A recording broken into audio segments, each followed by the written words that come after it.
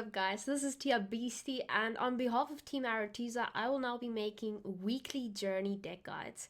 Now this deck guide will be made in such a way that you can still win games, but also quickly tick off those essential contracts.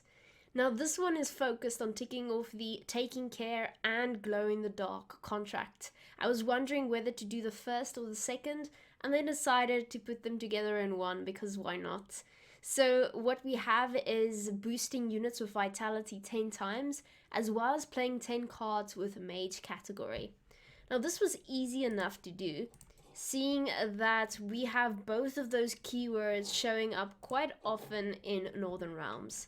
So what I did was I made a Northern Realms list similar to my own and just tinkered with it a tad bit. So what this is my standard Corvo engine list, mixed together with Shoop and Redea.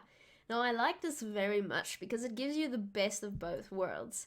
You can either go for a long round with your engines, or you can end it off with a short round and point slam your way to victory with Shoop and Redea. So I'm quickly going to show you what each and every card does and how to use them. So our first card is Shoop. Now, normally I don't like it when my opponent plays this card because quite frankly, it's far too versatile. You have many options to your disposal and a lot of these give you quite a few points as well. For example, Shoop Knight is 8 points and you damage an enemy unit by 4. You, of course, will want to play the Mage option because that will add to your contract. So any one of these is at your disposal when playing Shoop. Now your next card is Redea. That is also a point slam card. It gives you 8 points along with a stratagem which can easily add up to 13 points. Of course you can only have these two cards in your deck if you don't have any duplicates, but do not fear, we don't. Then we have Neuromancy. Neuromancy allows us to draw any card, not just the Northern Realms card, meaning we can now draw Shoop and Redea in a short round in case we need them. Then we're going to our good old Corvo engine list. We have a Defender to protect most of our ranged cards with. Along with this we have Shani. Now Shani I took out of my deck long ago, but this is merely because Thirsty Dames get points every time a unit gets a status. So when playing against Nilfgaard, Shani is problematic. But for the purposes of this contract, this is absolutely great because every time we use her, we get one of our vitality points ticked off. Use her 10 times and you've got yourself a contract completed. So in order to use her that much, we need Priscilla. Priscilla gives her 2 charges when inspired. And rest assured, she will be inspired. You are more than welcome to use your leader ability to accomplish this. Play both of those in the range row along with Corvo and Dandelion, and you got yourself a point slam of a deck. Not really beatable unless they take away your defender. So then we have Kiera. Kiera also offers vitality. She's great when used in combination with Tridem Infantry.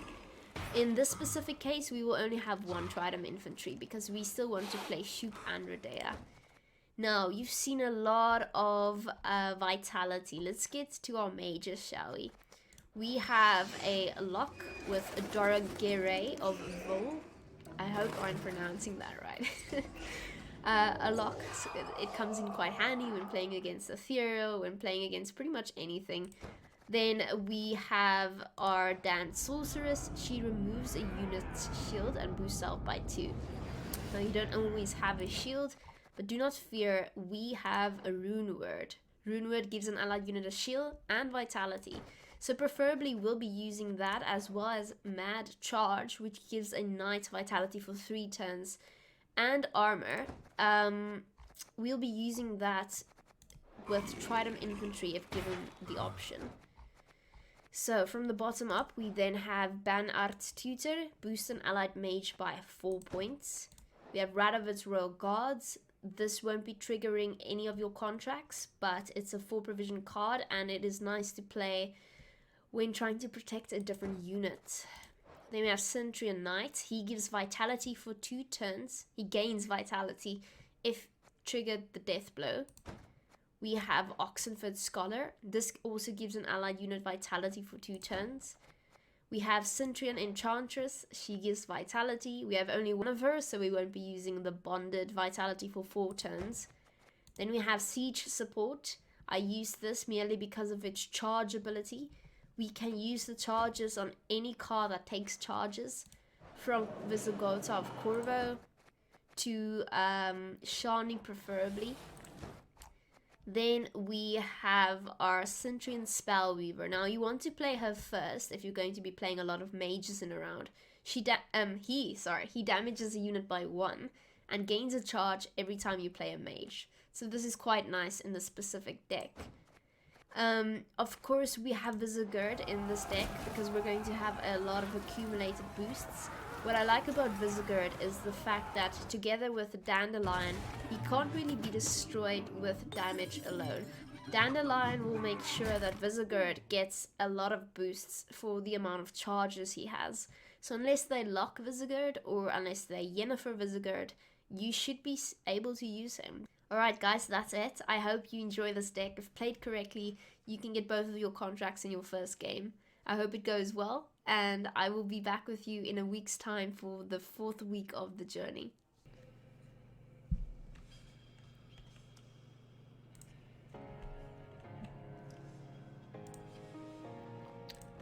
Ethereal again. Alright. Yield and save me some time. Depends on what cards we draw. Okay.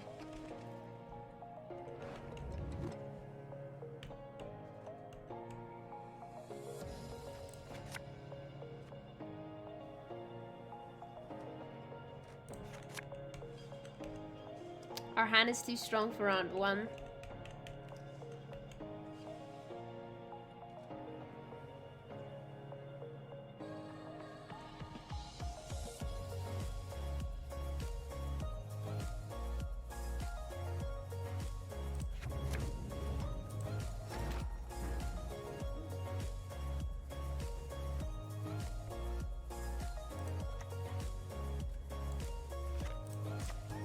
If the king demands a head, I'll give him yours.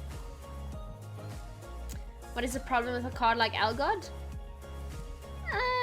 It's a strong card, but you have to have a reason to want to include it in your deck.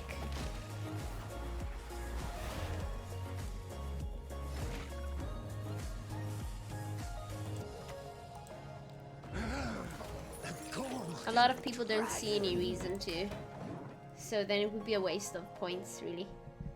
I don't know. If you really want to keep something alive. But also, isn't it like a devotion card or something? Oh. We'll defend our homes, no matter what. That's interesting.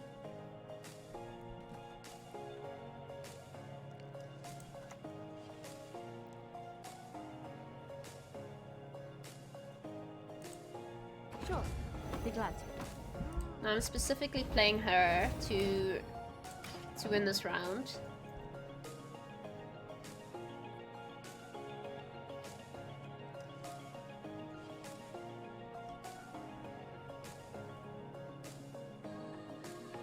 Yeah, that's the thing, Enthusiast. That is the thing.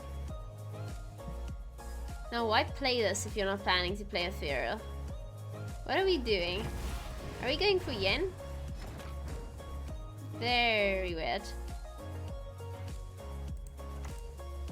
Salutations.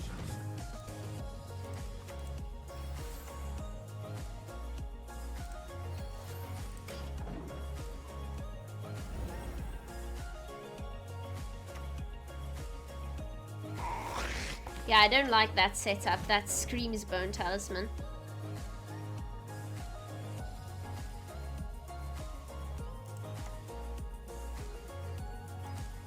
If only my pouch were to know no end of orange.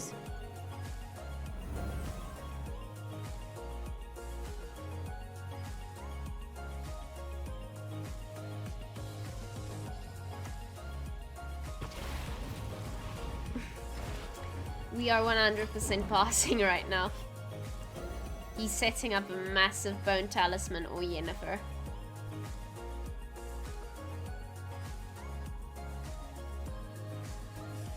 The moment you see German Puquan, you know it's a swarm deck. Though I thought he might just be there for a possible ethereal.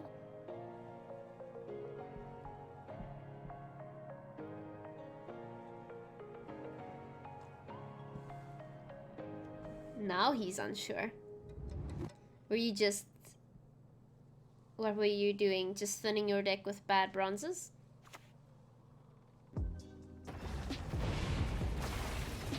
I mean, that didn't cut it. Yeah, I think that's exactly what he was doing, thinning his deck. Well, it's good that we passed, right? Now he's kind of forced into a long round with us, which is what we love. Northern Realms always needs a long round. Though with Rodea and Shoop, we are okay in a short round. So we just need a card we can throw away here if necessary. I'm gonna get rid of Rune Word as well as Mad Charge.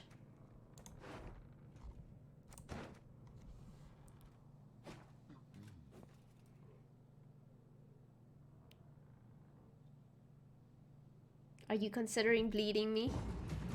Thank goodness. You can go. Tribble! How could this possibly have survived peer review?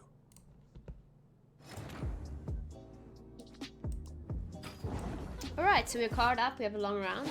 I'm happy with this. Though it would be nice if we now draw Corvo. Or Oneiromancy for that matter. There we go. Oh, gorgeous. Oh, yes. That's awesome. Alright, so I'm gonna get rid of Centurion Knight. I'm going to get rid of Centurion Spellweaver. Yeah. Okay.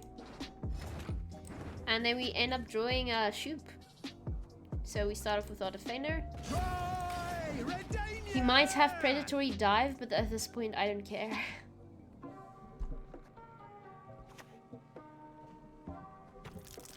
Survive peer review, flashback to the master thesis you had to finish. Oh, that's horrible. Yeah, we go with Corvo now. Another battle, another entry in the chronicle. If he had a Predatory Dive, he would have played it, I think. Especially when I only had Defender on board. Yeah, so from here on out, unless he pulls something very random, we should easily win this one.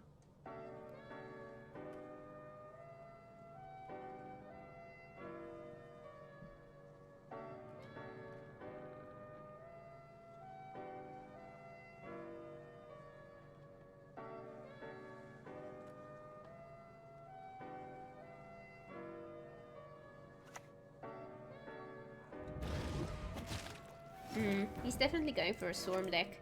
Got a bad feeling about So we get our Dandy combo out. We make sure that our Defender has the most points in case he has Igni. Where am I from? I am from South Africa. I think I need to include a question and answer block, maybe underneath the stream. Age, language, and where I'm from. So I'm happy to answer your questions. Alright, so I think we go with Aretuza Adept. We get that started. Do we? Yeah, okay. Oh, Lady Margarita told us of this.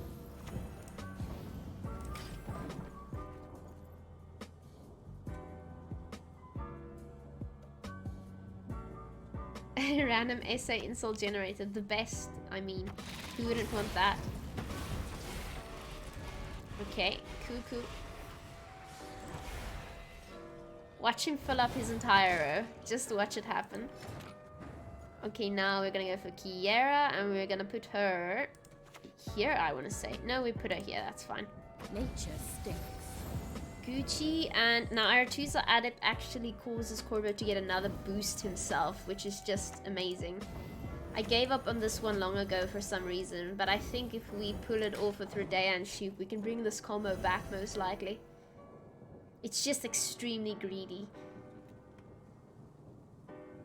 But isn't every deck greedy right now? I mean, we are literally playing against a monster Swarm deck.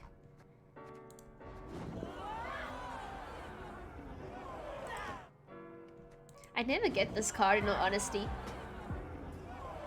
It's 10 for 9, and I just feel like if you're going for Swarm, there are much better alternatives for a 10-point card.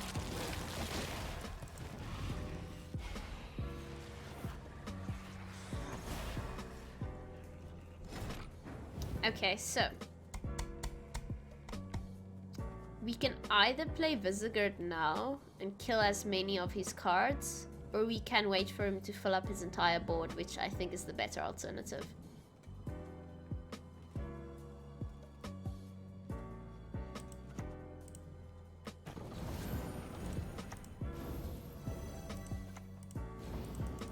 Just waiting for Yerden. Why do you have a feeling he has Glusty? I mean, I don't know. It could possibly be.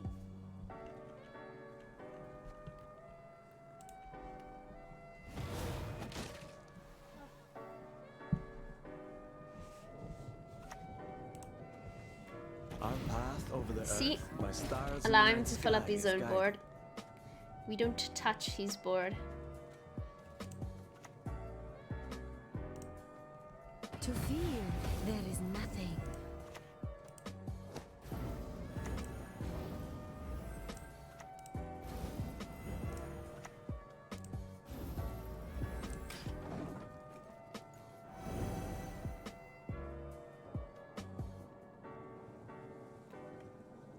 Yeah, if he has Igni, it's fine. It really is fine. But he can't play it. No, what are you doing? Shoot. So we're going to use the Mage for our journey points. We want that sweet Mage points.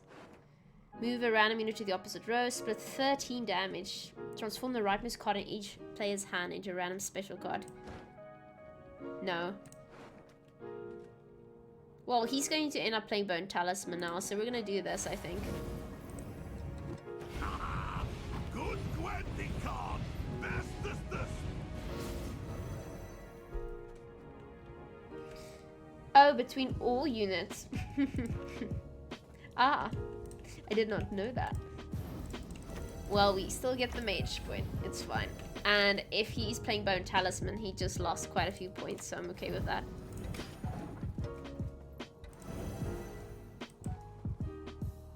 Yeah, Mage is also quite a wild card, right?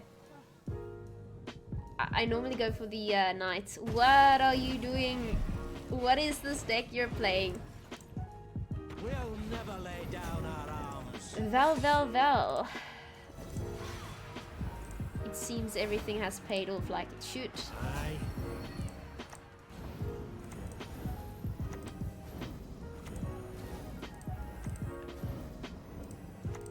Woo! 121. How much can we get? How much can we get?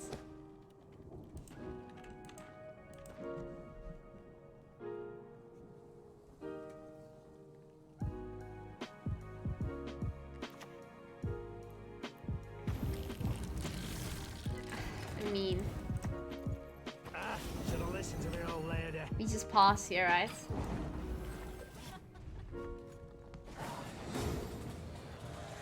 He's probably just going for some weird achievement. I mean, well, so are we. So that's it. That is our journey deck guide for week 3, I think.